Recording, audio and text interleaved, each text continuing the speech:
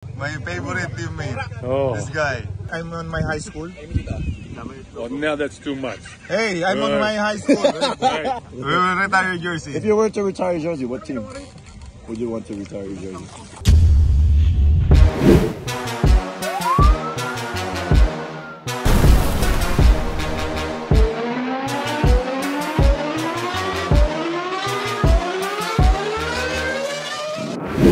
Amazing.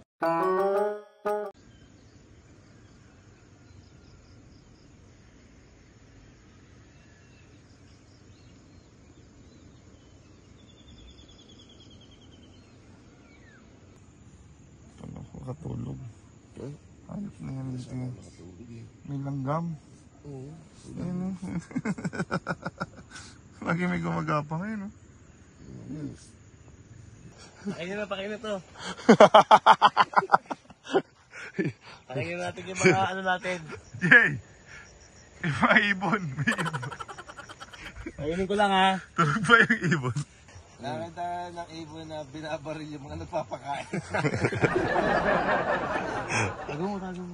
So mga ka-amazing, i-explain lang po namin yung mga pinagdaanan namin ha. Kasi lumuot. Tama naman yung fog sa likod. So ito po yung mga sakripisyo na pwede natin gawin para sa ikabubuti ng iba. Ito yung mata mo. I-explain mo yung pinagdaanan natin.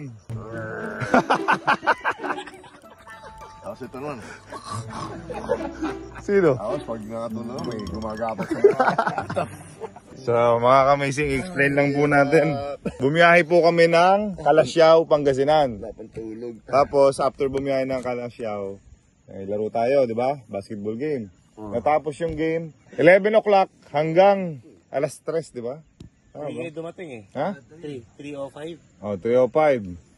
So pagdating namin ng 3:05, yun na. Dito na kami sa Campiaros. Mainit sa loob, Jay. Hindi, lamig. Mas gusto ko kasi gusto malamig. So yung Gako Natics po, nagdadaya. Gisingin mo na nga yan. Gusto. Niloloko yung sarili. Nagkukunya-kunya real ang tulog. Wala, nagtulog, nakashake ko. Ano? Naka-shades pa ba tulog? May face mask sa mata. Sara niya. Ito ang tinatawag na eye bag na naging tao. Sabi ka dito. Alam mo, pagka puyat. Wow. Buti na, day off tayo. So, ang PBA Moto Club po at ang Boss Ironman ay may project, monthly charity work, ang naging project ng PBA Moto Club. Siyempre with partnership of Boss Ironman. The whole playground, no? Para sa mga bata ng Barangay Santo Niño. Barangay Santo Niño. Importante po yun, mga ka-amazing. Importante ang playground. May nag-ground kaninang early morning. Oh, Nagtingin na kami ni Rico. Rico mo yun, no? Ano yun? Oo. Tapos may gumagano'n.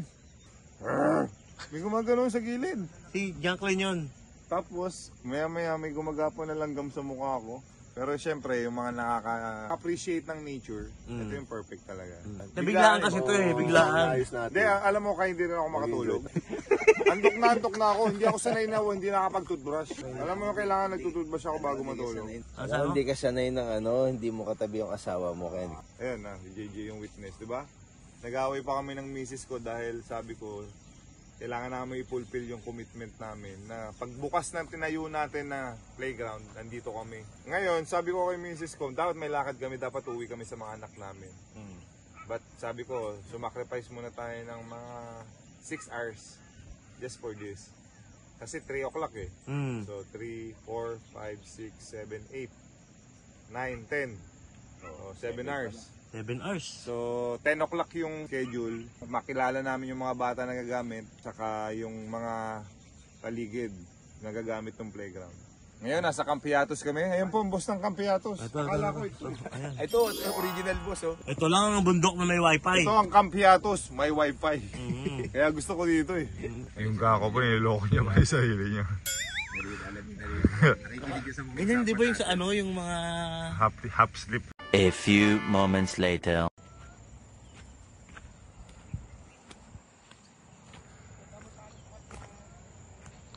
mga campers na hindi prepare. Ha? Ito po ang tao na naging eyebag. Kaya mo pa ang buhay? Ito din po, ang isa pa yung mukha. Aminin naman natin na hindi naman madali yung walang tulog, di ba? No sacrifice, no victory. Same din sa mundo natin. Nag-function brain ko. You put sacrifice on something, there will be victory. Isipin mo na lang yung mga bata na mapapasaya mo sa ginawa nating playground. Kahit mamaga yung mukha mo, yun yung kapalit. And it's worth it. Tama. Do you agree? Agree. Madam, bakit po nagustuhan nyo dito sa Campiatos? Nakita ko sa vlog niyo. Oh, Nakita ako sa nice. channel nila. Pero kamusta po ang review dito sa Campiatos? Oh, 2 thumbs up? Porque nandito lang yung owner? Hindi yung owner, mali ka ng turo. Ito. Ayun, ito na po ang bagong owner ngayon. Araw-araw nandito sa Campiatos. So thank you po ha. Balik po kayo anytime dito. Yes, sir. Sa Campiatos, the best campsite in the world. Grabe naman sa promotion. Alright. Picture po. Let's go. Thank you. Ayan, Jay, ayusin mo yung mukha mo. Yan na yun. Nandito po ang boss. Oh, my boy! My boy! Hey. Is this for real? This is for Tule.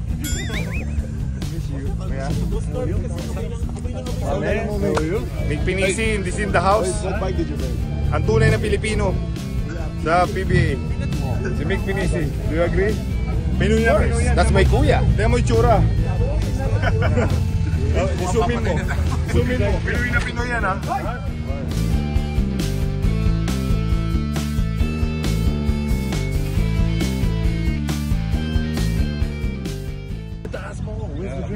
Very look, very Filipino looking, huh?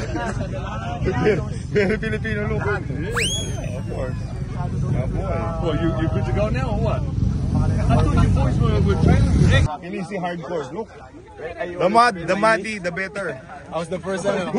I did it because Ito pong pantalon na ganito, hindi yan nilalabhan. Mga isang taon na yan, hindi nilalabhan. keep it up. Hey, keep on talking shit. You don't fucking swim. My favorite teammate. Oh. This guy. One of my favorite teammates. I miss you so much. Also there. It's been a while. Ano, never mo naging teammate to? National team. National team. Alright. I hated him.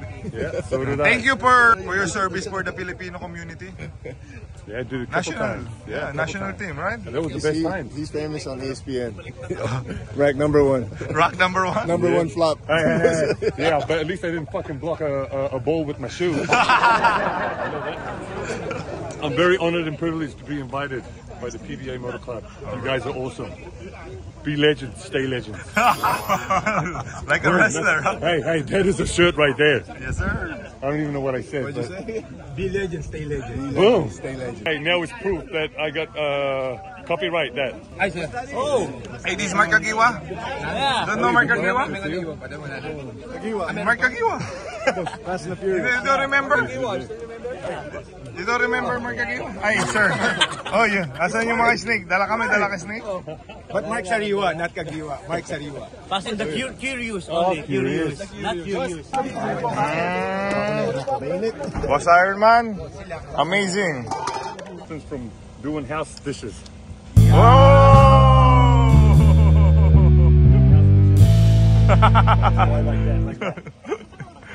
Take off your clothes, man. No. Now we give hugs. Yeah, give. Sabi mo? I said, ain't no way this guy is a rookie. Yung rookie yan, anong taon? He was already 50. Look at here.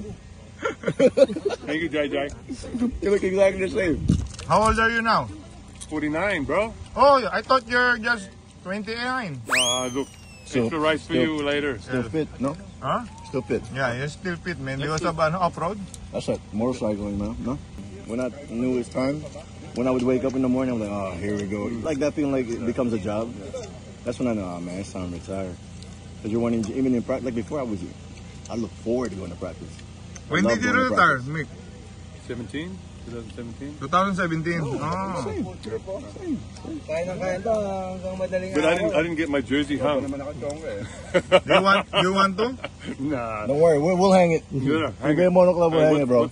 What's that saying? Stay We're legend. legend, stay legend. Sasampay namin sa Sampayan. Sabay kayo ni Gako. Sabay kayo ni Jervin Gako. We will retire jersey. If you were to retire your jersey, what team would you want to retire your jersey? San Miguel or Red Bull? Well, Red Bull was Of course, your original. Yeah. Right. So who's your favorite coach? they all were my favorite. No, you have one. Ah, of course Lie. they were. You have one, man. What's your I favorite? had no problem with any of them. No, but you have your favorite coach. The one who played me the most. Yeah, of course. No say. No, On they every all played team, me. yeah. Who? I had no problem with no one. I would think it was Coach Yang. No? Yeah, I mean, That's where you made your Yang, name. With Yang, he would give you the chance to fuck up. But So he'd your give you favorite coach is Yang Yao? No, they all are. No, favorite is just one. You cannot. You They're cannot all have- my favorites. Ayaw, mahirap baboy yung interview to. No, I mean, like I said, I got along with all my coaches. Really? Yeah. Well, who cannot not get along with me? True. I remember, you know what my favorite moment with my teammate? When you and Willie Miller were my teammate. Oh my goodness. Every morning, man. I'm looking forward. I am looking forward for what you're gonna do. Oh my goodness. Every morning. Willie's a character. Bro, right? me and this guy had battles, man. Yeah. Battles. Really? Every time we played Red Bull, Fuck you. grabe, bro. You knew it was coming. we hated each other. Me, him, Enrico, Mark. New York versus Miami Heat or Indiana Pacers. It was like that. Even off the court, we didn't really. Yeah. it was That like, is- We'd see him, we'd be like, God damn. That is the moment where PBA is good to watch. Yeah. Because it had rivalries. Yeah. So the Red Bull team, I remember the Red Bull team. I'm on my high school. Well, now that's too much. Hey, I'm on my high school. Right. I remember Leon Hoda?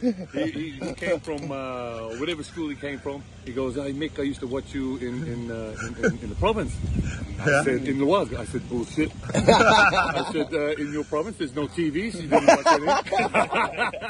You know what's the Red Bull's moniker? Ang bumangga, giba. big, In English, you know what the meaning of bumangga, giba? No, it means fucking hurt someone. whoever If whoever bump will be destroyed. yeah, whoever bumps will be destroyed. So that's the moment where Will be Red Bull die. wins championship, right? Yeah. What I didn't understand with Red Bull, because you it never had the never die. Never say die. Never say die. Yeah. And it was always, a battle. So that's why I was wondering why Red Bull didn't get the same kind of love, because when you played us, it's a battle. Yeah, it was. No matter what. It was. Hello, good morning. Sure. Welcome po sa Campiatos. Thank you po for going here. The best camp in the whole wide world. I will tell you honestly, one of my favorite teammates. Barako boy, right? Every morning I'm tired na. This is my what? I'm on my career wherein basketball in the morning. But when I got my teammate with this and Willie Miller, everything changed. I'm looking forward for the morning. Because they're doing everything in the morning. But the thing is, when we play hard. Oh, yeah. We go hard. It makes a type of you don't want to play against, but you want them to be your team. That's true. He's one of those types. Hey, watch out. You have pimple or something? I already know, man. Hey, one thing I like about what Kuya make is when he go to practice, he just sit. Watch everyone. Yeah. Not all the time. Only in warm-up. Practice starts. Tao don't experience. I do. Veteran sport na yun eh. Oh, I remember the The flick. the flick is so hard. Fuck. No choice. I remember the preseason games sometimes. Man, I'd forget my shoes. And Yang would be so pissed. Mick, again? Putang na. Hey, my boy is quiet. I'm sleepy because the music. Very tired. No English? Remember, Kuya Mick, No when English? you play defense, diba, we play 5-on-5. Kuya Mick was very loud. Hey, you go there, go there, go there. Everyone's running, but Kuya Mick stay in the defense. Go there, get the ball there. Yes. That's called shouting defense. Yes. Outlet. Shouting defense. Yes, that's what when you get older, you got to be wiser, eh? Best rock of hunting. Who started that? Come on, it's supposed to be a birthday and it's... Ay, Kuya Mick. You got it all. Okay, meron akong curious question. You have your jersey number, right? What's your jersey number playing in the BBA?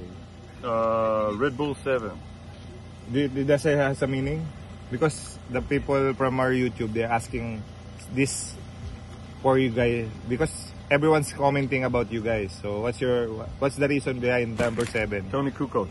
Oh, Jaworski. did you look like you? Ah? I thought Jaworski. Look like you, Tony Kukoc. Ah, that's why you're outside shooting also. Yeah. Alright. That was my man back in the day. Alright.